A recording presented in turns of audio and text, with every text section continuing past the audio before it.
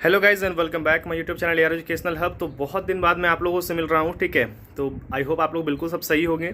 जैसा कि मैं आपको बता दूं कि नीट 2022 का जो एग्ज़ाम है आप लोगों का कंफर्म कर दिया गया है 17 जुलाई को, ठीक है। 17 जुलाई को कंफर्म कर दिया गया है।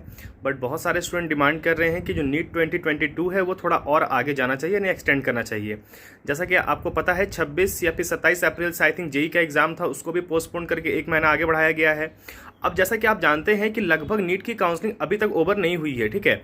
और जैसा कि एग्ज़ाम जब खत्म हुआ था रिजल्ट के बाद लगभग 6 से 7 महीना तो अभी तक उसका काउंसलिंग ही चल रहा है और अभी तक काउंसलिंग कंप्लीट नहीं हुआ है। तो ऐसे समय में अगर नीट अभी हो जाती है तो एक महीना बाद उसका रिजल्ट आ जाएगा, देन उसके बाद फिर काउंसलिंग स्टार्ट हो जाएगी। तो जो फर्स्ट बैच वाले हैं उनको तो यहाँ पर टाइम मिलेगा ही नहीं, ठीक है, क्योंकि अभी ना उन्होंने एडमिशन लिया है, देन उसके बाद फिर और भी स्टूडेंट आएंगे, जस्ट उसके बाद और एडमिशन हो जाएगा। तो फिर ऐसे में उनको समय मिलेगा ही नहीं। दूसरी बात, अगर मैं आप लोगों से कहूँ कि अभी कोरोना का फोर्थ वेव भी आने वाला है, ठीक है। जैसे कि दिल्ली में आपको पता है कि एक दिन में 1200-1300 से कोरोना पॉजिटिव मिल रहे हैं, ठीक है। और भी बहुत सारे ऐसे स्कूल है जहां पर अभी कोरोना पॉजिटिव बहुत ज़्यादा मिल रहे हैं। तो ऐसी स्थिति में गवर्नमेंट को बिल्कुल और बिल्कुल स्ट्रिक्टली फॉलो करना चाहिए रूल्स को और गाइडलाइंस को, ताकि कोरोना एक बार फिर हम लोग पे हावी ना हो जाए, ठीक है।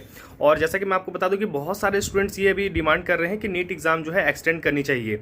उन्होंने प्रेसिडेंट से भी बिल्कुल और बिल्कुल बात की है। उन्होंने कहा है कि प्लीज़, उन्होंने रिक्वेस्ट किया है प्रेसिडेंट से कि नीट को आगे बढ़ाया जाए, यानी लगभग अगर आप 17 जुलाई की बात कर रहे हैं तो लगभग अगस्त या सितंबर में एग्ज़ाम लेनी चाहिए, क्योंकि आपको पता है पिछले साल भी सितंबर में हुआ था और उससे एक साल यानी 2020 में भी आपका एग्ज़ाम जो है वो लगभग 13 सितंबर को हुआ था और इस बार जो है एग्ज़ाम 12 सितंबर को हुआ था। तो अगस्त या सितंबर में करने की मांग की जा रही है, क्योंकि अभी जस्ट बोर्ड खत्म होगा, देन उसके बाद फिर से बच्चे एग्जाम देने बैठेंगे।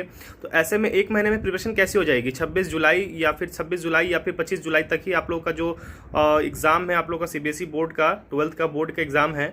एंड देन उसके बाद फिर कैसे एग्ज़ाम दे पाएंगे बच्चे, क्योंकि अब तो वो पढ़ रहे हैं, तो अभी आप क्लास 12 के लिए पढ़ रहे हो एंड देन उसके बाद नीट की प्रिपरेशन एक महीने में, ये तो पॉसिबल ही नहीं है, ठीक है।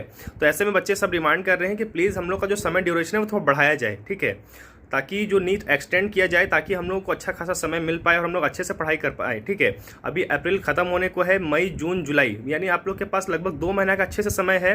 तो सभी बच्चे मांग कर रहे हैं कि एक महीना और एक्सटेंड किया जाए, ताकि हमारे पास अच्छा खासा समय मिल पाए और सभी की प्रिपरेशन अच्छे से हो पाए, ठीक है। काउंसलिंग अभी भी जारी है, ठीक है, और कुछ अभी भी सीट बाकी हैं। जैसे कि मैंने एक आर्टिकल पढ़ा था कि एम्स में अभी भी कुछ सीट्स बाकी हैं, कुछ हॉस्पिटल्स में अभी भी जो कॉलेजेस हैं उनमें अभी भी सीट्स अवेलेबल हैं, ठीक है।